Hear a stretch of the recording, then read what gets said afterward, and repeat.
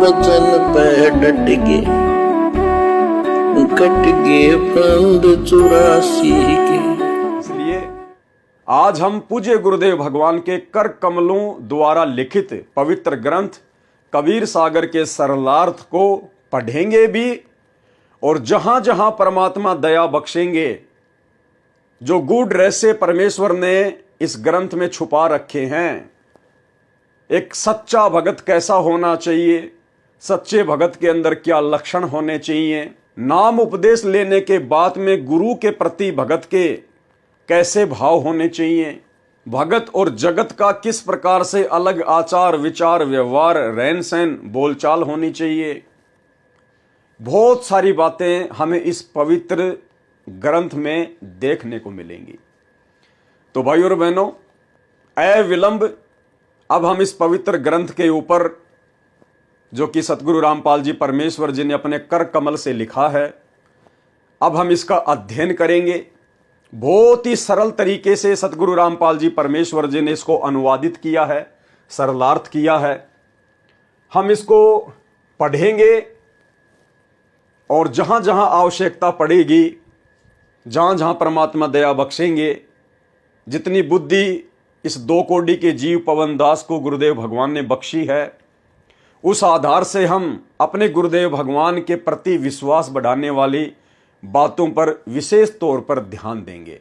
तो आप सभी भाई बहनों ने परमेश्वर की जो वाणियां हैं, जो साखियां हैं, जो चौपाइयां हैं, पद्य भाग में जहां जहां भी साखियां लिखी हुई हैं, उनको पढ़ने मात्र से, सुनने मात्र से हम लोग पुण्य के भागी बनते हैं।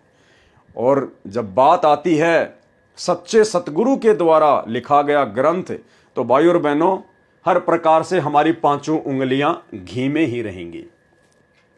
तो हम सभी सतगुरु रामपाल जी भगवान से, परमपिता परमेश्वर जी से विनती करेंगे, अर्ज करेंगे कि हे परमपिता परमात्मा, हम 2 कोटि के तुच्छ बुद्धि प्राणी हैं, हमारी बुद्धि बहुत ही संकीर्ण है। हे परमेश्वर, आपका ज्ञान अथाह है, सागर है परमात्मा। हम नीचों पर दया बख्शना परमपिता परमेश्वर, ताकि हम आपके द्वारा अनुवादित और लिखित इस सदग्रंथ को समझ सकें। और परमेश्वर, आपने जहां जहां इसमें हमारी भक्ति को बढ़ाने वाली बातें लिखी हुई है, हमारे विश्वास को बढ़ाने वाली बातें लिखी हुई है, ये परमेश्वर, हम उन तमाम बातों को पढ़कर, देखकर, सुनकर अपने जीवन में लागू कर सकें, अमल कर सकें। हमें इतनी सद्बुद्धि देना, इतनी शक्ति देना परमेश्वर। भूमिका।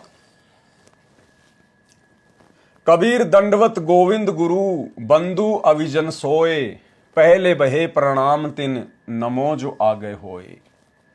नास्त्रे दमस ने अपनी भविष्यवाणी में कहा था कि जो ग्रेट साइरन है, जो तत्वदर्शी संत है, जो आगे के समय में आएगा, पूरे विश्व को एक करेगा, पूरे विश्व में उसी की भक्ति होगी, उसी का नाम होगा, उसी का साम्राज्य होगा।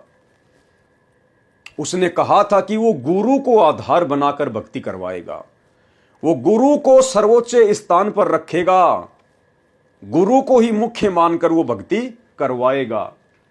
तो यहां गुरुदेव ने लिखा है, कबीर दंडवत गोविंद गुरु बंधु अविजन सोए, पहले बहे प्रणाम तिन नमो जो आगे होए।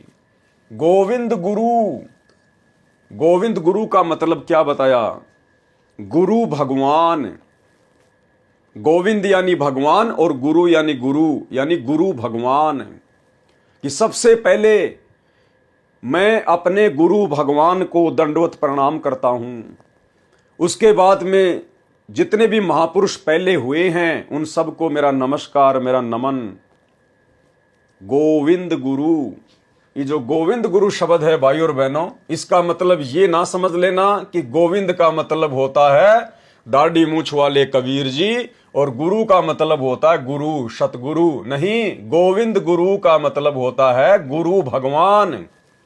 एक छोटा सा सत्संग सतगुरु रामपाल जी परमेश्वर जी के मुख कमल से कि गोविंद गुरु का मतलब क्या होता है, सुनिए। गुरु जी के प्रति, गुरु की महिमा आप प्रतिदिन पढ़ते हो नित्य नियम में, लेकिन आप पढ़ते हो उसके ऊपर विवेचन नहीं करते। आप प्रतिदिन क्या सुनते और पढ़ते हो कबीर दंडवत गोविंद गुरु बंधु अविजन सोए, पहले बहे प्रणाम तेन नमो जो आगे होए। कबीर दंडवत गोविंद गुरु, गोविंद गुरु माने गुरु भगवान को नमस्कार करूं। दंडवत गोविंद गुरु, गुरु भगवान, गोविंद माने भगवान, गुरु मीन गुरु, गुरु भगवान को दंडवत प्रणाम करूं। और बंधु अविजन सोए, पहले भय प्रणाम ते नमो जो आगे होए। ऐसे महापुरुष गुरुदेव के तुल्य आगे और पीछे जो भी आए हैं उन संतों को नमस्कार है। कबीर दंडवत गोविंद गुरु बंधु अविजन सोए, पहले बहे प्रणाम तिन नमो जो आगे होए। सबसे पहले केवल अपने गुरुदेव भगवान को दंडवत प्रणाम, सबसे पहले उन्हीं के चरण कमल में झुकूं, सबसे पहले उन्हीं को वंदना। उसके बाद में जो भी महापुरुष हैं, जितने भी महापुरुष हैं, सबको केवल आदर सत्कार नमन।